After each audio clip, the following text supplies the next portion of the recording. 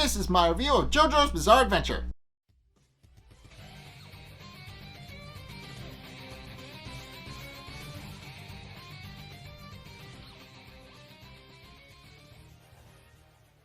Okay, so it's the second half of the fight between Iggy and Pet Shop, and it is surprising. So it does end with Iggy eventually being victorious, but it is interesting in that the fight is kind of on a defensive front rather than offensive at this point. So we knew that Iggy was a bit outmatched in defeating Pet Shop, and this episode shows that.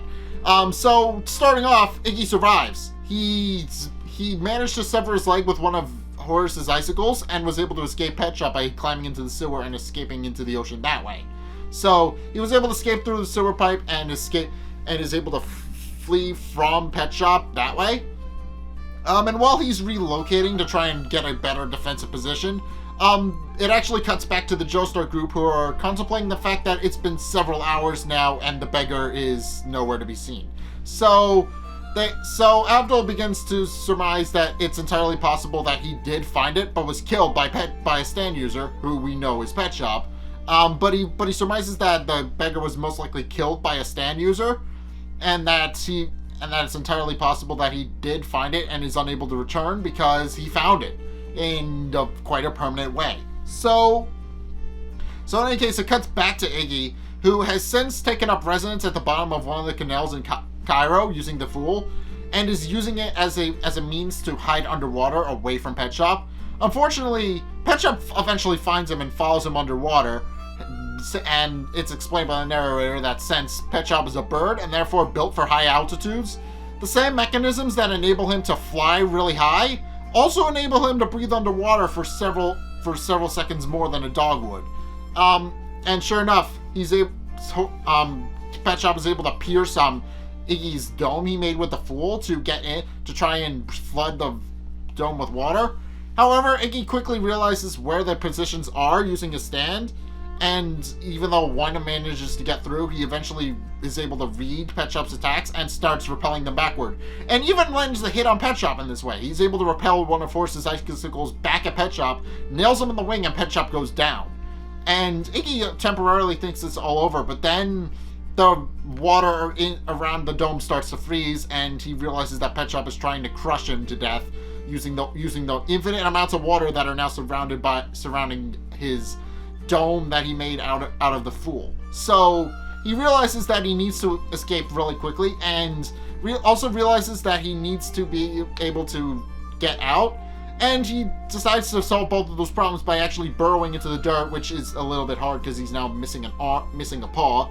He bandaged it up best he could, but he's a dog, so he's kind of in a bad state, and he only has one front paw. But eventually he does manage to dig a tunnel down, only to discover that that Pet Shop had actually burrowed its way underneath where the Fool was, and was actually waiting and lying in wait for Iggy.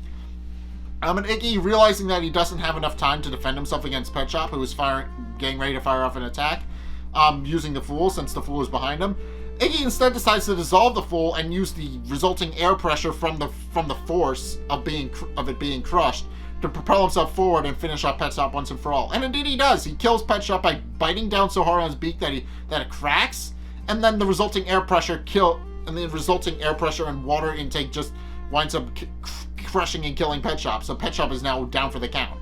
However, Iggy is seemingly also down for the count, as he is now going anemic due to his blood loss, and is too exhausted from the fight to swim back to shore.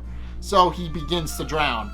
But fortunately, as luck would have it, he is actually saved by the boy he met earlier, who he saved, and the boy carries him back to his apartment to nurse him back to health. And indeed he does. He's eventually reunites with the Joestar Group, who haven't seen him in a couple days and have started to come looking for him. But he does eventually reconvene with them, and they realize that he was in a fight with a stand user due to his very obvious missing paw. So they realize that he was most likely fighting the stand user that was guarding the front entrance, and realizes that he either won or chased the stand user off. So they quickly realize that Iggy is in a bad state and pick him up. But then not surprisingly, Kakyoin eventually shows up wearing sunglasses to hide the fact that his face is now fully healed up. Because if you remember, he had his eyeballs pierced and couldn't see. But the Speedwagon Foundation doctors did eventually patch him up, and he reveals that the same actually happened to Iggy. Iggy had actually gotten patched up by the Speedwagon Foundation as well, and was now back to at least fighting form. So with the gang all together, Iggy actually goes in the direction of Dio's mansion to show them where it is. And since they can't understand them, they decide to just follow. At which point it's revealed to them that yes, the beggar was killed by Pet Shop. And they realize that if that was the kind of power that Iggy had to fight against, then they're amazed he survived at all.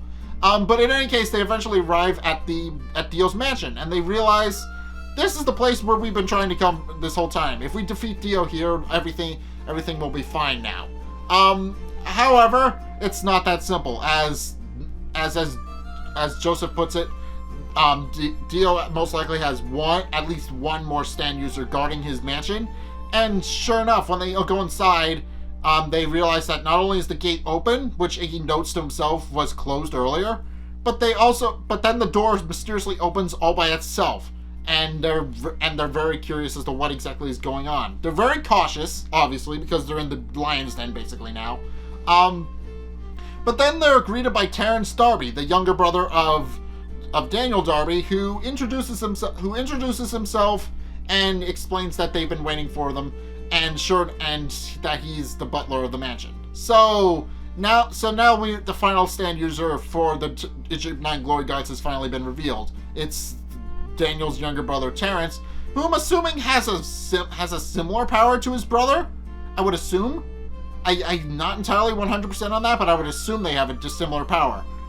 Considering it's called Darby the Player for his part, I'm assuming it means that he is in a similar situation as his brother. He has a stand that also gives him powers when he gambles. So I'm assuming his methods work a little bit differently, because that would just be boring as hell if they had the same exact stand. But I'm assuming they have a very similar stand, if not almost identical. So I'm assuming they have very similar stands. I'm assuming we're going to be seeing how similar those stands are in the next episode. And it's going to be interesting because now they've actually discovered Dio's mansion, but it's clear that there's at least one or two more challenges that they need to face before actually getting to Dio himself. Because as Polnareff notes, the hallway they went into to get inside didn't look real. It looked like an illusion, almost as if it was created by a stand, and I'm assuming that's going to be a factor playing in. He notes that the hallway doesn't look like a real hallway, and he suspects that a stand is probably behind it. So I'm assuming we're going to be seeing that stand user at some point. It's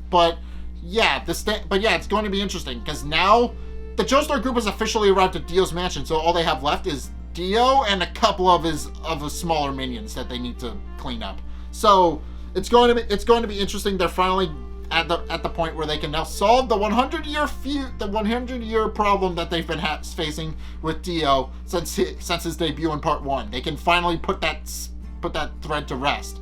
Because I figured Dio had survived all the way back in Part 1, and now I can confirm he did in fact survive the very imminent explosion of the boat that he was on in Part 1, and now he's back for revenge in Part 3. So now they can finally put that plot thread to rest. Dio will finally be finished off once and for all, and we can move on to Part 4. So yeah, it's going to be interesting seeing what happens next. There's at the very least Terrence who they have to deal with, but who knows who else they have to deal with as well, because there are quite a few more episodes left before they actually get to Dio. So there seems to be quite a few more at least one more stand user that they're going to have to face before facing off against Dio himself. So that's going to be interesting. But in any case, what if you're looking forward to that episode of JoJo's Bizarre Adventure, my subsequent review of it, and you like this review of this episode of JoJo's Bizarre Adventure, then what do you guys think? Let's get a discussion going in the comment section down below,